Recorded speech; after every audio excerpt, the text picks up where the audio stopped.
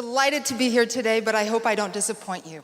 And I say that truly from the bottom of my heart, because I am not going to talk about what I thought I was going to talk about. I had prepared this since June. I knew exactly how to make you laugh, how to make you cry, how to push all your buttons, how to make you go home feeling empowered and wanting to do something great. And then I got in a cab at 5 o'clock in the morning yesterday to come here. And my taxi driver asked me what I did. And I kind of stopped in my tracks because I wasn't quite awake. You know, it's 5 o'clock in the morning and you're not ready to have a conversation necessarily yet with a stranger, but I was curious to see what he was going to say. So he looks at me through the mirror as he's driving, and he says, "Oh, of course, you're a model." Very old model, yes, that's me. "You're a singer." "No, can't sing a note." "Oh, you must be a basketball player." Sorry to disappoint. None of the above. Now, of course, I had to ask him why he thought that I did those things, and he said, "Well, look at you." I said, "Indeed, I do. Whether I want to or not, I have to look at myself and challenge myself on an ongoing basis." And that's when I realized that the conversation I had had the day before, the conversation that stuck in my mind and wouldn't allow me to sleep, even though I knew I had to rest to be able to be with you today, it just stayed there and it bothered me. Now, I'm referring to a conversation that I had with a very close friend of mine, and we were working on a white paper for PricewaterhouseCoopers.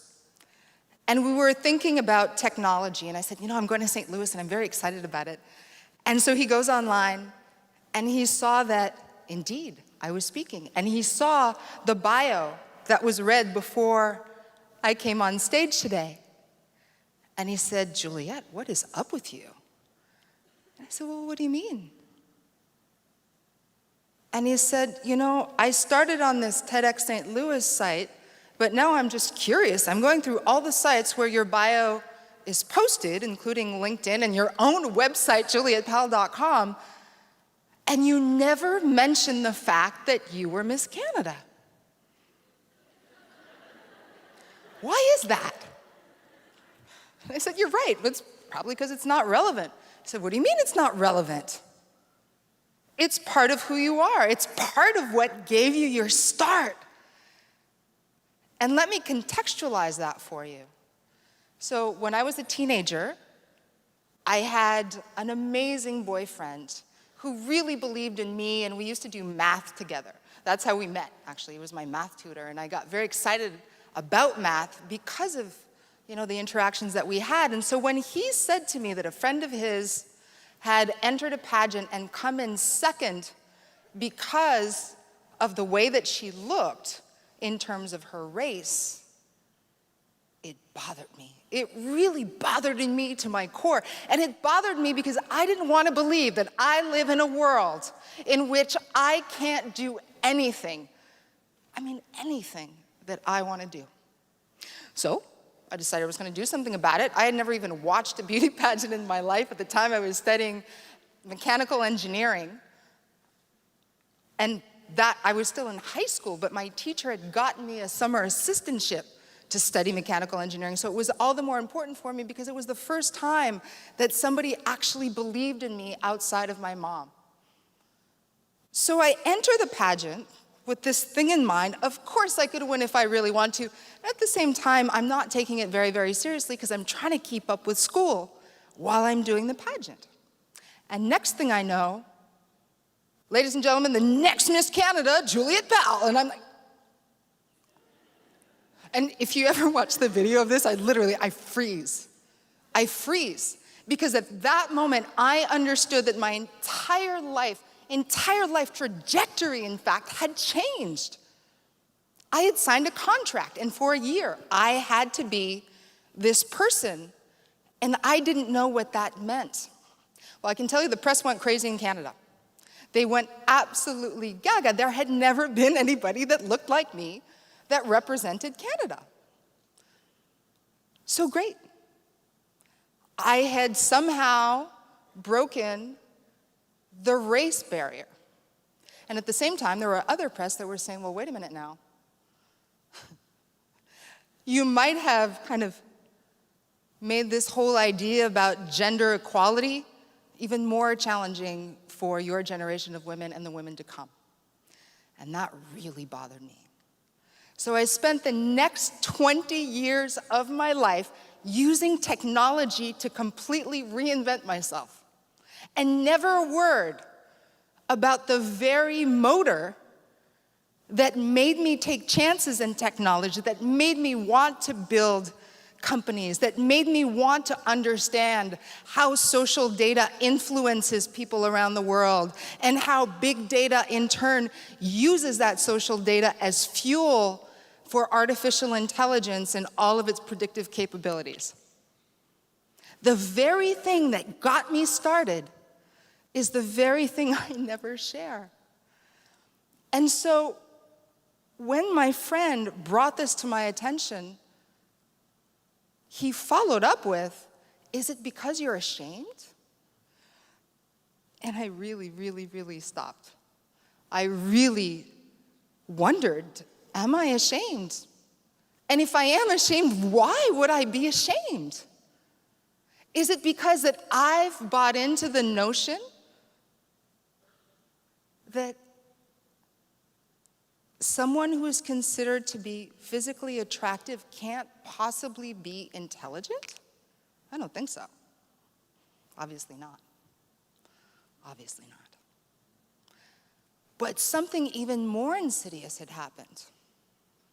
In all of my time fighting to make sure that I was lucky enough to be one of the few visible minorities, one of the few women to be inside of boardrooms advising them on research and development, on what they should be investing in, on what they should be thinking about, on where we could possibly go if we co-create the future together. And when I say this, I don't just mean in terms of the corporations that hire me, but rather in terms of all of us, because that's what I really, really believe in. So I spent all of this time investing in those ideas and acting upon them, and yet somebody who knows me incredibly well put a light on something that I was completely blind to, my own conscious or unconscious bias. Now, all of us have unconscious bias, all of us. And when you think about it, you might even find your own. So I was backstage earlier, and I was speaking with some of the other presenters today, and I was speaking with some of the ladies during lunch as well, those that arrived earlier. And I asked them, what's your unconscious bias? And some said, intelligence. When I look at somebody, depending on how they present themselves, I will judge whether they're as intelligent as me, more intelligent than me, less intelligent than me. My bias might be tall people. And in fact, in society, there have been many studies that have shown that tall people are perceived to be more powerful, therefore the leader of the group. One of the men said to me before I came on stage that perhaps the unconscious bias in society is that women are passive. I can tell you I'm a lot of things passive, I am not. So what is this collective bias that we have, all of us, right? Why is it that I've been fighting against the idea of living in a man's world, and yet I'm perpetuating it by hiding from the consequences of being attractive? That makes no sense. What am I doing? And so I have no real answers for you. And I'm all the more embarrassed that because I work using social data and artificial intelligence, and that I do sit in the boardrooms, and that I write thought leadership articles for large corporations that, get inspired, and that it makes them act in certain ways, which affects all of us, because multinationals, whether we like it or not, affect all of us. What have I been doing? Well, again, on the good side, this is wonderful. It has pushed me to try to surpass myself. And on the negative side, I've perpetuated so many unconscious biases throughout my career that I'll never be able to see the repercussions of them because I don't know what they are. So I'm really thankful to my friend on one end, and I'm really thankful to the taxi driver on the other end, who just reinforced the fact that, of course I must be this, or of course I must be that, according to the way that I look. But I don't buy it anymore. I had to be conscious of it. But now that I am, I need to start examining every little bit of my life. Every time I make a decision, every time I say something to someone, is that really what I think? Or am I just toting the social line, the thing that we all say to each other because it's easier, it's faster? And that's how unconscious bias works, right? We've got this framework, this pattern in our minds of the way that the world works. And we don't have to think about it on an ongoing basis because we know we've got mental models of how things work. But if your mental model diminishes you or a part of you or shames you, I think it's about time that we change some of our mental models. So I'm tired of drinking the Kool-Aid. I've always wanted to be seen for who I am. But the truth is that I am still exactly the same person that I was when I won the Miss Canada pageant. I'm still the same person who wants to make a positive difference in the world. In this particular case, I use technology, I use journalism, I use conversations, I use connection. But I'm still the same girl. So why is it then that none of my clients know that I've been Miss Canada? Why is it that on my own website, I can't talk about it comfortably? Well, the key is yet. Because as I talk about it more, as I think about it more, I'm changing the pattern, the modeling that I've adopted despite myself, the patriarchal model of what life is about, of our place within mankind. Is it really about mankind or is it about humanity?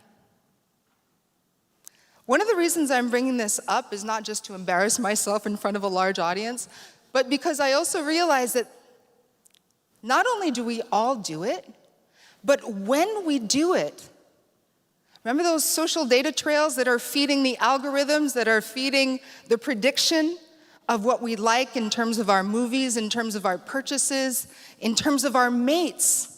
Right? We are feeding those things using our social trails, the little crumbs of our texts, of our tweets, of our Instagram photos, all the details that we don't think about because it's automatic and it's easy and it's quick and it's fun. So we're spreading our unconscious biases every single time we communicate. And therefore we're training, like we train our children, the algorithms and the artificial intelligence bots with those biases. And again, they're serving us the predictions and they're serving us the movies and they're saying that more and more, right? Different fields will become automated and we will have more customized services based on our preferences. But if our preferences aren't actually based on what we believe in, but rather what we've bought into, that's a really scary, self-perpetuating circle. And that's why I'm here today to share my discovery of my own unconscious bias with you so that you can start thinking about yours and that we actually can start co-creating the world that we want to be in together, that we'd love to see our daughters and our sons in together moving forward. So I encourage all of you to think about that and to think about who in your life knows you really, really well and is honest enough and capable enough to tell you what your particular bias might be. And the fact that you don't know about it, it's probably true. And then I encourage you to go get a second person This time, not necessarily somebody who thinks the same way as you, perhaps doesn't even agree with you, doesn't even have to like you. That person should tell you what your unconscious bias is. And if you don't have anybody like that, just jump in an Uber, jump in a cab, start chatting. Thank you.